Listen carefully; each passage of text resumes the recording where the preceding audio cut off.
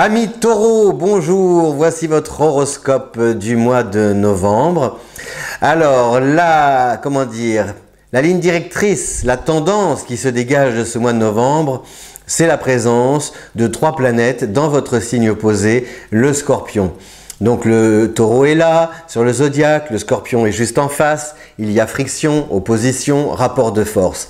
Et donc ces 3 planètes qui vont graviter en Scorpion peuvent contrecarrer vos plans. La première de ces planètes, elle ne reste pas longtemps en Scorpion, c'est en début de mois, c'est Mercure.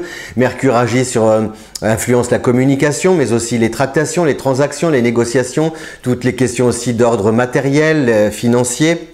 Donc, vous pouvez avoir en ce début de mois des démêlés administratifs, juridiques qu'il va falloir régler et la partie n'est pas forcément simple. On vous sait déterminé de toute façon. Le Taureau est réputé pour être quelqu'un d'obstiné qui ne lâche jamais prise, mais en même temps nerveusement ça peut être usant. Donc rappelez-vous, ces 5 premiers jours du mois de novembre avec Mercure en Scorpion et non pas des ralentissements, mais plutôt vous savez, on vous coupe l'herbe sous le pied, ou alors on vous demande, vous avez peut-être des comptes à régler, des choses comme ça, de l'argent à donner aussi plus que prévu. Ça c'est la première chose. La deuxième, c'est la présence aussi de Vénus.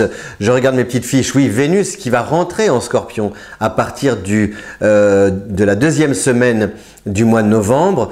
Donc Vénus en Scorpion à partir du 8 environ. Ça crée des tensions, si vous voulez, au sein du couple, avec aussi vous allez par exemple vous retrouver être contrarié par une situation sans forcément pouvoir verbaliser ce qui ne va pas, voyez. Donc il va y avoir comme ça peut-être des échanges avec des non-dits, un dialogue rompu sans pouvoir percer l'abcès, et donc c'est stressant parce que vous risquez d'avoir des nuits d'insomnie, ou alors si vous voulez, c'est tout le décalage entre les sentiments et puis la manière dont on exprime et dont on partage ses sentiments au quotidien. En résumé, ce n'est pas parce qu'on s'aime qu'on peut vivre heureux ensemble. Et c'est ce problème peut-être auquel vous pouvez vous heurter à partir de la deuxième semaine du mois de novembre. Par exemple aussi, si vous êtes célibataire et si vous venez de rencontrer quelqu'un, il va y avoir des incompréhensions, une sorte d'incommunicabilité. Et une incommunicabilité, de votre propre fait, c'est-à-dire que c'est vous qui peut-être n'allez pas oser demander des explications, poser des questions. Donc vous allez vous interdire de creuser comme ça une piste qui pourrait vous éclairer. Pourquoi, je ne sais pas, mais peut-être parce que vous allez avoir peur du conflit, parce que vous allez craindre la réponse, parce que vous allez craindre de froisser l'être aimé, je n'en sais rien. Mais enfin, c'est un peu ça, si vous voulez, cette présence de Vénus en Scorpion. Et donc ça risque de vous amener un peu à dramatiser la situation, à tomber un peu dans une sorte de mélo, et d'avoir l'impression de tourner en rond, et de vivre une histoire qui n'évolue pas, et de ne pas avoir la possibilité d'écrire un nouveau chapitre de cette histoire. Donc c'est un petit peu compliqué. C'est difficile de donner des conseils, hein. Un astrologue n'est pas là pour vous donner des conseils, il parle de tendance. Simplement, vous pouvez peut-être,